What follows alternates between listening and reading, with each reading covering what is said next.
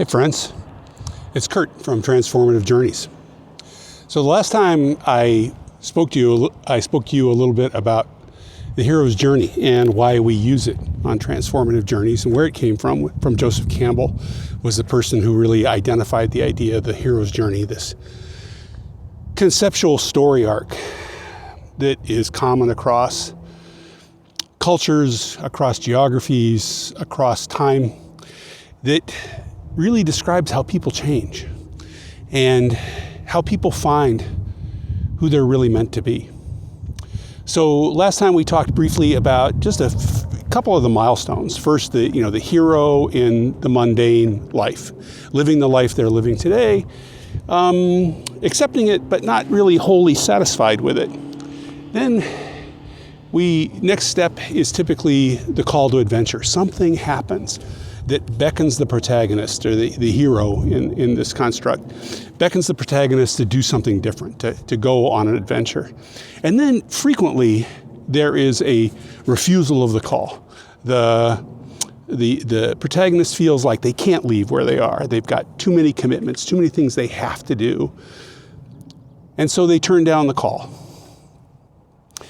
The next step typically, and I want to reinforce that not all these steps are common in every story. Sometimes there's more steps, sometimes there's fewer steps, sometimes steps repeat themselves. But the basic story arc is really what we're talking about here. So frequently the next step is they meet a mentor. They meet somebody who can help them respond to this call to adventure. So in Star Wars, the original Star Wars movie that we talked about last time, which was developed with the assistance of Joseph Campbell, that mentor is Obi-Wan Kenobi, where he takes the information and the hologram that he's found inside a droid, he takes that to Obi-Wan Kenobi.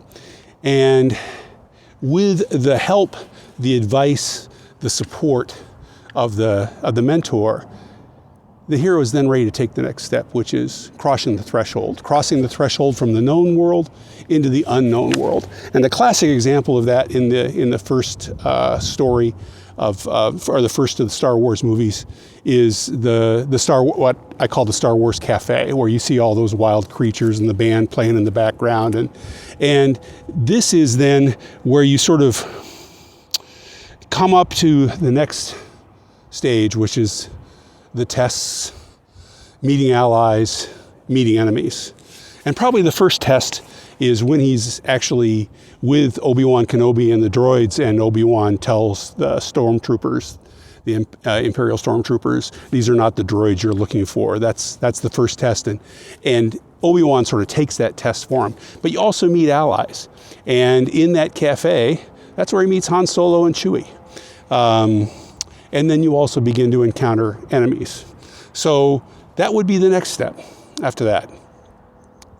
Other examples where we see these sorts of things happening are, for instance, in The Wizard of Oz. In The Wizard of Oz, Dorothy crosses the threshold first, but then she meets the mentor. She meets Glenda the Good Witch. And then she goes out and she finds allies. She finds the Cowardly Lion and the Tin Woodsman to go along with her and with Toto. So these stories, even though that was before Campbell wrote his book, The Hero with a Thousand Faces, it's still following the same story arc. So we'll continue with these as we go forward, but I just want to reinforce how important this is and how useful it is. It's helpful. Even more than it's important, it's helpful. And it helps us figure out where we are and where we're going and what's likely to come next. So stay tuned. I'll be back with some more videos on this, and I look forward to talking to you again soon. Bye-bye.